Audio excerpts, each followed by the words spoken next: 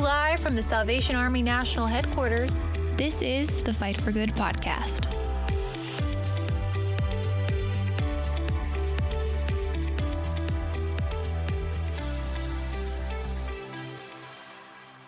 Hi, and welcome to the Fight for Good podcast. I'm your host, Major Jamie Satterley, and in today's podcast, we'll be sharing an interview from our production coordinator, Michelle Katsaris, with author and creator of Lavender Vines, Tiffany Catron.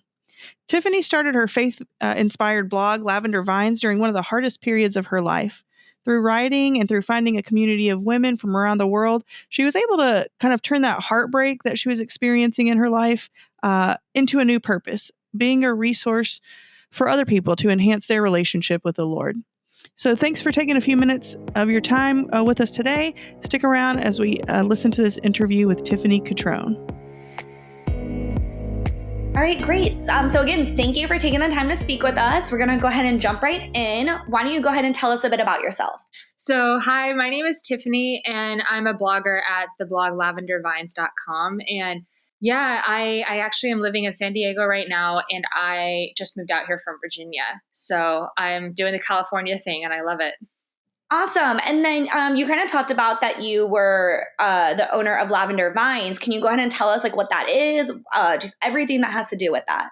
Yeah. So Lavender Vines is like my baby project. I was inspired to start the blog. It's a Christian blog that is really geared towards women. And I feel like it's kind of like become a resource that I wish I would have had when I was trying to walk with the Lord and figure things out. And I had so many questions, and it was really birthed out of that. I felt super inspired to start sharing about what God was doing in my life because I'd just gone through a divorce, and it was really traumatic for me, really hard. But it was through the divorce that I actually got saved and came to Christ. So there's just beauty and blessing on the other side of it. And I was just figuring all these things out and getting like revelations from the Lord. And I just didn't know that my life could look the way it looks now. And so I wanted it to be a place where people who just had questions and just wanted to feel like they weren't alone with like what they're going through and the hardships that they're facing and trying to pursue God, and also just like, I don't know, like feeling alone in that process. Like I wanted people to not feel alone, that like, you know what, there are many people actually who experience the same struggles that I'm experiencing, and that I can just talk about it and give insights and wisdom and stuff like that. So yeah, it's something that I love to do from day one, and to be able to say like it's my job is like, I can't believe it. I'm still shocked. So I love it. And I'm just so happy of like the people I get to reach and impact. So yeah. And for those who might not know or understand how like an online platform becomes a job, can you kind of explain how you were able to turn your blog and your passion into your job? Yes, absolutely. Because like that's hard, honestly. I knew from the beginning that this was something, it was not just like a hobby. Because I know I've talked to a lot of bloggers and people pursuing blogs at this point. And so many people are really just kind of in it for the hobbyist side of it. And that's amazing. And that's, there is a place for that. Absolutely. But it was something that I knew from the beginning that I wanted this to like reach thousands of people. I wanted it to become a job. I wanted it to be a true ministry. And so that was something I pursued from day one, was really educating myself and learning the business side of blogging. And it wasn't easy. Like I felt like I studied finance. I was working in corporate America at that time. So I knew absolutely nothing about writing. No professional abilities in that area, about digital marketing, which is really what blogging is about, like graphic design and how like marketing in general, all of these things. It's like blogging is like this giant umbrella of all these skills, of writing, of marketing, of social media, all this stuff. And so I kind of went back to school. It felt like I invested in it, and I was praying through it, and like, God, what resource is going to help me get to where I need to be? And it was a lot of trial and error, a lot of like prayers, a lot of frustration. And I would say about 2 years into it, it finally I just felt like it just finally had like life. Like it just started. I had one post go viral, and then that was like kind of a snowball for other posts doing really, really well. And I started ranking in Google and just things like that. And I don't know if I'm already like, if that's already a kind of, too nitty gritty for people to understand, I guess, like the ins and outs of it. But yeah, it was just like a number of things I was putting into place that finally started to work. And yeah, does that answer your question? Yeah, no, definitely. I think a lot of people don't realize that blogging or social media, you kind of hit the nail on the head. You do have to wear a lot of hats and you have to know a lot of skills. You can't just know analytics. You can't just know design. You can't just know writing. It's all of it or nothing. Mm-hmm. Yeah, I feel like people who are really successful at blogging are very well-rounded in a lot of different areas. Yeah, definitely. And then, I mean, imagine like you almost like your resume, you've literally had 10 jobs within one. Oh yeah, definitely. Yeah. And then, you did say that like your blog started off as like a faith platform. Did you ever get scared to share your experiences or your religion online with strangers?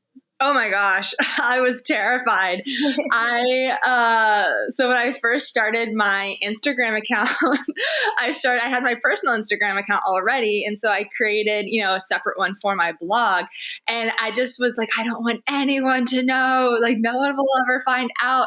And what I didn't know is at that time, if you start a second Instagram account, it like automatically notifies your Facebook community and your Instagram. Oh yeah. Cause it's like, it's as like your contacts. Yes. And so like I saw like people following me and I'm like, how do they know? Oh, and I was just kind of like, well, we're not going back. Like I just kind of have to keep doing this. And so, yeah, it was terrifying because I share a lot of personal things on my blog and on my Instagram. And, you don't really like, I don't mind strangers knowing because they don't know me, whatever. But the people who know me and they're like, oh, like, it's just scary. It's at this point I've come so far that I don't even care. I've been doing it for years now. But in the beginning, I definitely was like, oh, I don't want them to know this about me, but I just kind of had to take a deep breath and do it. So, but yeah, it was terrifying. Yeah. And then, if someone did, whether it's someone personal or a stranger, if someone commented something bad or negative, how did you handle that? I've been so fortunate. I think that that's a lot of fear that people have is the attacks, the trolls on the internet and stuff like that. And I really haven't gotten like a huge, onslaught of that. I mean, it's like once in a blue moon, I'll get like, I actually can't remember the last one on Instagram. I feel like Instagram is actually a pretty friendly platform. On my blog, however, I will receive people commenting or sending me messages occasionally. Again, it's rare, like once every 2 or 3 months. Like it's pretty rare. And for them, I'll usually, it doesn't even warrant a response. And you can just tell that like their heart's just not in the right place. It's like, if it's something that I really should like take a look at, then I'll pray through that and be like, okay, is this something that I should pay attention to? But normally it's just people like, I don't know, especially because I am sharing religion and it's like a feisty topic for some people. I mean, I'm just kind of like, okay, thank you for your opinion and for your help. God bless you. Like, I hope the best for you, and just let it roll off because some people, they're easily offended or, like I'm trying to think of an example. I think somebody said like, one of my best posts is like an overview of the entire Bible. And someone was like, I feel like you're not talking about Jesus enough, and he is the main part of the Bible. And I was like, I was like shocked. I'm like, I'm not. The whole thing's about Jesus. Like I was like, like what? And so I went back and reread it, and I was just like, and for that comment, I decided, I think that's you. Like I don't. This is fine. I don't feel convicted of anything, and I think you just took it a certain way for whatever reason. And so it's just like stuff like that. You just kind of have to like thank them for their help. They're trying to help you. They're trying to defend the gospel, and you just kind of let it be, Yeah, definitely. And I think it's good too because, and like you said, it's not always negative, but like maybe you get to see someone else's viewpoint that maybe you wouldn't have seen if they hadn't commented. Yeah. Yeah, absolutely. Definitely. And kind of jumping back to the fact that this is your job, what are some of your favorite and least favorite parts of your hobby that has turned into your business now? Yeah, I definitely prefer doing certain things over others. So there's a lot of kind of like the daily routine, the schedule stuff that I don't like. Like Pinterest, for example, is one of my greatest sources of traffic. And so I don't like Pinterest. Besides like the fun parts of which is just like gaining inspiration and like, pinning beautiful outfits, which is not part of my job at all. Yeah. It's more like there's definitely you have to stay active on it and post to it regularly. And like, that kind of thing I really don't like. I would love to be able to like hand that off to an assistant at some point. I'm like praying, oh my God, like I would love to there's certain things that I would love to just be like, not on my plate anymore. Don't have to do that. So that's one of them. But for the most part, I really enjoy it. Social media is also something that I don't particularly enjoy. I don't love having to like go take photos all the time and having to like, it's the same thing with like Instagram. You have to do a lot of engaging and just spending time on the app.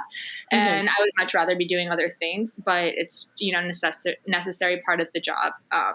So yeah, those are kind of the things I don't particularly love, but at the end of the day, it's hard to complain. It's like, well, my job consists of being on Pinterest and Instagram. Like it's really not so fun. So yeah. That's good. And then again, just for people who don't know, because like I've never really dove in deep with a blogger influencer before, kind of explain what you mean by like Instagram and Facebook are easier to handle versus Pinterest. Like why, like if I didn't know anything about them, how would you explain that to me? Yeah, absolutely. And so, yeah, a vital part of wanting to be a blogger and get into that world is understanding all of the different social media platforms and where they have a place and why they're valuable. So, for instance, for Pinterest, it is a great source of information and of gaining traffic to a blog post specifically, or to any like online source. And so, that is something that I'll really you have to post regularly and pin graphics regularly for their algorithm to kind of notice you and for you to have favor there. Versus like platforms like Instagram, for instance, it is not very good at all if you're wanting to gain traffic to your website. It's actually like absolutely terrible for that. And so that's something that like I'll focus on more for just engaging with people in general and people like wanting to know more about who I am as a person. So the goal isn't necessarily to bring them to the blog, but it's more to just share my heart with people in real time, because like, for instance, when I'm blogging to my website, like I will spend sometimes a week or 2 weeks on one specific blog post, like researching it and just like doing everything that it takes to make sure that it's perfect. Versus it's really thought out and planned and everything. Versus on Instagram, it's more of just like, real time, like this is what I'm doing. This is like something I want to that's on my heart that I want to share about like how God's speaking to me or what he's doing. And it's like people get to know just who I am as a person and not so much the like theology of Christianity or, anything like that. Like I do share it, but you know what I mean? You're also going to see a lot of like my real life. And so, but that's valuable. Like people want to know who you are. I think that's one of the biggest things I've learned about business, which blogging is a business, is that people want to see like an actual human being and a face behind it, like somebody that they can connect to. And so if you're reading my writings and I try to be personal and everything, but you just still don't know who I am as a person, I feel like that's great to be like, come follow me on Instagram and you can get to know me there. Definitely. I get it. So like so much there, Yeah. Yeah, no, it's hard because there are so many platforms, there's so many different ways. And I think people are still trying to figure out, at the end of the day, personal connection is what sells. And whether you're trying to sell your blog or sell a book or sell a product, it's that personal connection. And not every social media platform allows that. Yeah. So you kind of shared your job, you've shared the insights of it. So let's get a little bit more personal now. You mentioned that you were going through a really tough time when you started your blog. When did you find God though? Did that happen before or did it happen around that same time? Kind of share the story with us. Yeah. So I grew up in a Christian household and stuff like that, but there was just this disconnect. I don't feel like I truly believe that Jesus was the only way to the Father. Like I was kind of dabbling in other religions at the same time. I was just not dedicating my life to God. Like I didn't live my life for him. I didn't even know what that meant, to be honest with you. Like, I was like, I'd hear people say like, I just want the Lord's will in my life. And I'd be like, what are you talking about? Like, what does that mean? Like I had no like understanding of it at all, of just like putting God first and following him and his ways. And there was just no comprehension regarding that. And so I was kind of like, I grew up in the house in the faith and like stuff like that, but I was definitely not walking with the Lord. So it was during I was actually at this point separated from my ex-husband. I wasn't divorced yet, but I mean, I just felt like my world was falling apart. Like everything that was like stable, that I thought was stable, was just like falling to pieces around me. And I just didn't know what to do anymore. Like I just felt like so helpless and out of control of like anything. And so I was just like, I need something that is greater than me. Like I feel like my greatest fears in life are happening. Like I was always afraid of divorce. I was always afraid of like losing my job, or like just like pretty much like the pillars of stability to just come falling down. And which was like all of that was happening because I was separated. It looked like we were going to be divorced. At the same time, I just couldn't show up for my job anymore. I didn't want to. I kind of got like depressed, and I was just like, I just want to lay in bed and not do anything. And so it was a really dark place. I couldn't help myself, and I didn't even know how to get out of like this kind of hole that I felt like I was like falling into, And so I needed, like, I'd have friends and family. I mean, I had a great support system around me, but like it meant nothing. Like it was just like when you're in kind of that place, there's no one else could help me because I just knew that I needed something greater. I knew I needed God, and I needed him to be real because I didn't really believe that he was super real. Like so it was really just me being like, God, if you are real, if you exist, I need you to show up right now. Like I need you to show yourself to me. I need to like experience you. I just need something real and tangible. I need a big God who can help me because I can't help myself and I'm completely lost. And so I went to church during that time, and I was in church and I was worshiping, and I just felt the Lord speak to me for the first time in my entire life. And it was so clear. It was just so distinct, and I knew it was his voice. And it wasn't like, so some people might ask, is it like an audible booming voice? Like, no, it wasn't. It was, it was definitely like a thought in my own mind that was just not my thought. Like that. I just knew it. I feel like it's hard to explain unless you've maybe experienced it, but I just knew it was God instantly. And he told me that I see you, I know you're in pain, and I love you. And that just wrecked me. Like I was just undone, and I just couldn't believe that everything that I was going through, everything I was experiencing, like the injustice that felt like I was having, the inability to get out of bed, the inability to eat, to care about my life, is like God saw every little piece of that, and he cared about me, and that he knew me. And I just felt like the most like special person in the entire world because God saw me. And that was just like just transformation. I mean, it was almost like an overnight, like I got it. He's real, and he exists, and he loves me, and he hears me when I pray. He cares about me. And it was just like all of this understanding immediately kind of hitting me, and just like, it just like made my heart like burst. I couldn't believe it. And so even though it was still a hard season, I got divorced, it was still extremely hard. I felt like that was just like the thing I needed to hold on to. Is kind of like my life raft was like, but God is good. There is a Father in heaven who loves me, and that this is not the end of my story. That if I'm going through this right now, then there's also it's a verse, Jeremiah 29:11. for I know the plans I have for you, plans for good and not for evil, to give you a future and a hope.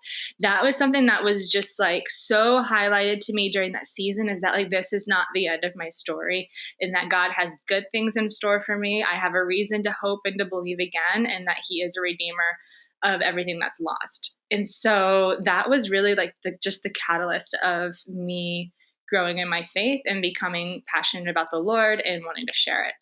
So, yeah.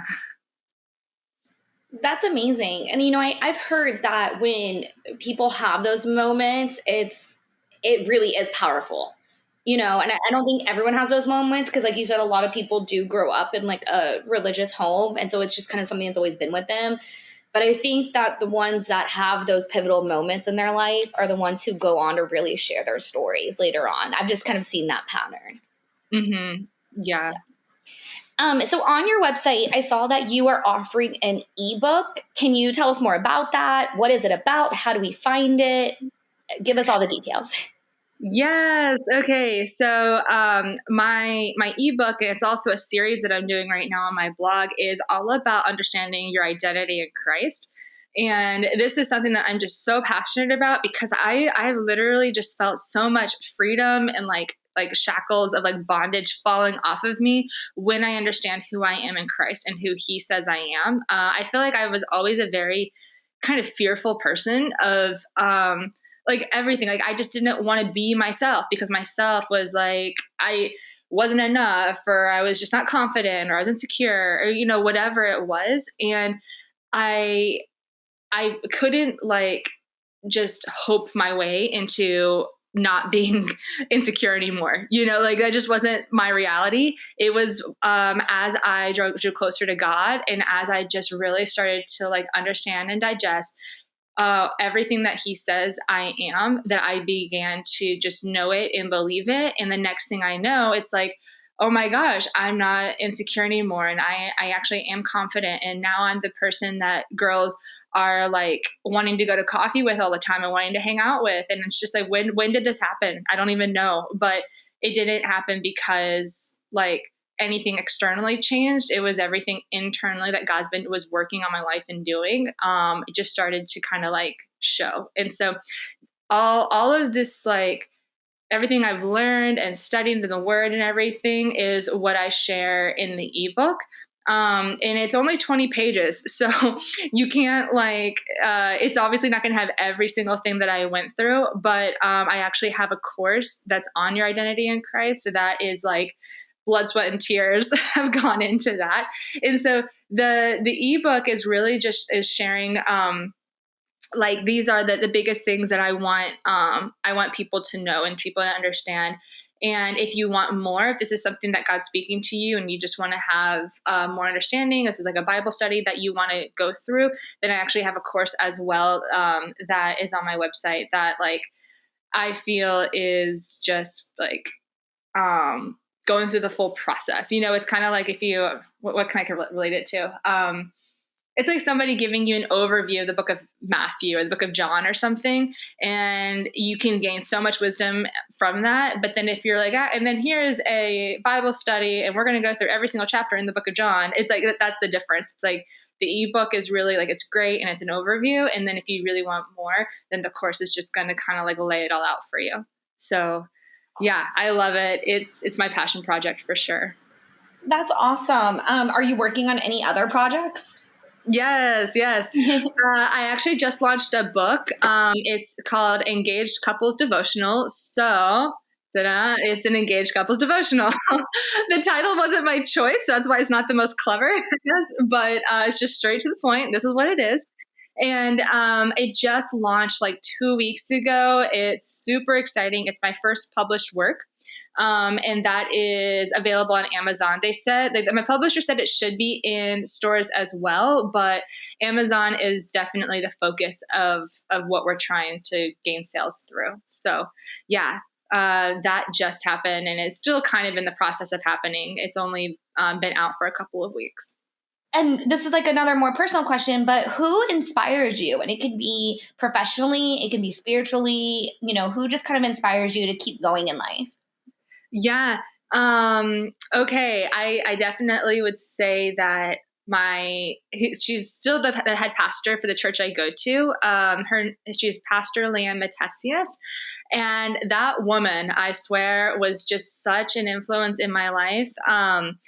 First of all, she's like drop dead gorgeous, and she's this like powerhouse, female pastor. Her and her husband pastor the church together. And I had never seen such a beautiful, strong woman of God in my life like her before. And I was like, man, I want to be just like her. Like I kind of used to feel like if you were going to be like a Christian, like really into your faith, that you'd be like weird or something. Or like, I was like, how is this going to change me? I'm not going to be normal anymore. Like I had like a few fears like that just kind of make me laugh now because it's just so like false and not true. But, I saw her and she was just like this powerhouse for the Lord and like unashamed of her faith. And I was just like, okay, I don't know, what I'm doing, but I want to be like her. Like that, this is somebody that I can look to and be inspired by, and I want to be mentored by, and just really looking towards her like leadership qualities. So yeah, again, her name is Pastor Liam Matesius. She's amazing, and she's definitely been a big influence in my life. And do you have any last comments for our readers and listeners? It can be anything, words of wisdom, or just things that you think that everyone should know. I feel like for when it comes to other people who might be inspired to also share their faith publicly, I just want to like speak like a boldness over you that like if this is something that God is calling you to and that you have fears attached to and you're just not sure, if you could ever do that or muster the strength or be that confident, like I just want to say like, yes, you can. You can do anything that God is calling you to do, and that if you just surrender it to Him and let Him lead you, He can just do it. He can do amazing things in and through your life, and it'll be a blessing to you. It'll be a blessing to so many people. So I just want to encourage you that if this is something that God is calling you to, and honestly, God's calling everybody to something. So even if it's not like a public platform or, blogging specifically, it could be business, it could be ministry, it could be like, nonprofits, it could be anything, just to kind of surrender it and to just let Him do what He wants to do in your life. And it's going to be beautiful. That's going to end this episode of the Fight for Good podcast. Check out Tiffany's interview in print in the January edition of The War Cry, and be sure to subscribe to Fight for Good wherever you listen to podcasts. And don't forget to follow The War Cry and Peer Magazine on Facebook, Instagram, and Twitter. Until next time, this has been the Fight for Good podcast. See you later. Subscribe to Fight for Good wherever you listen to podcasts.